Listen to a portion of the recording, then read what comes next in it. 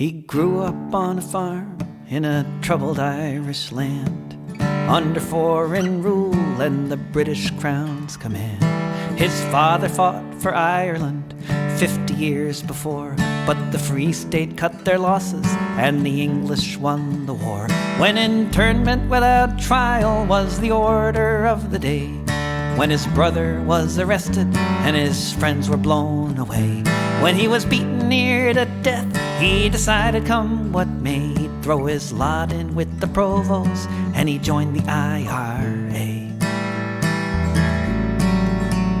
In the occupied 6 counties, perhaps it never will be known, all the foreign soldiers in Armagh and Tyrone who decided to head back across the Irish Sea so they wouldn't have to meet the man from south of Derry.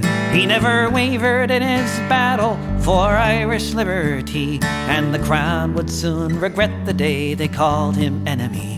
The Brits called it bandit country, and it filled them all with fright.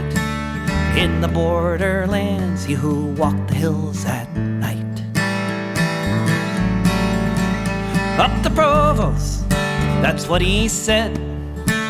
3 little words that filled the British Crown with dread. With a rifle on his shoulder, a timer and a fuse, long may we remember Commandante Francis Hughes.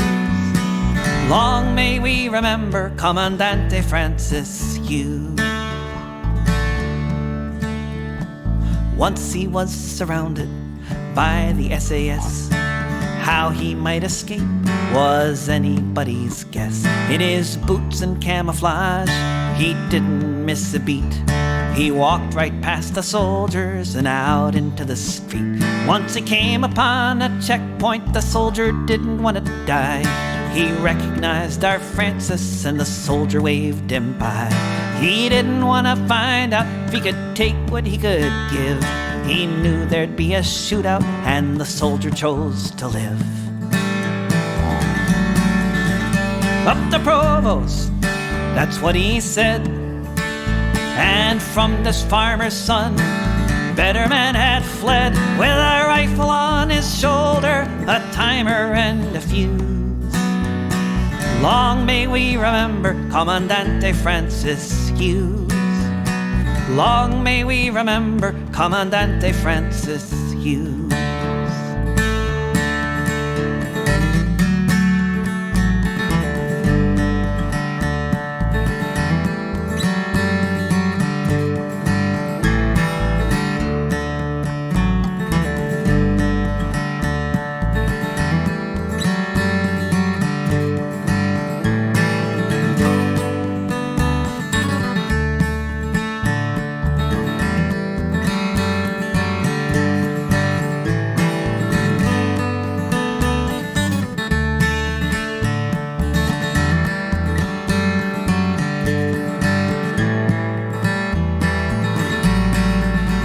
Was the North's most wanted man, with his photo everywhere, but he eluded capture with his wit and dyed blonde hair. For 6 years he was active, 3 times as long as most. He became a legend north to south and coast to coast. He came upon 2 soldiers out one night on patrol. They caught him in the firefight and the bullets took their toll.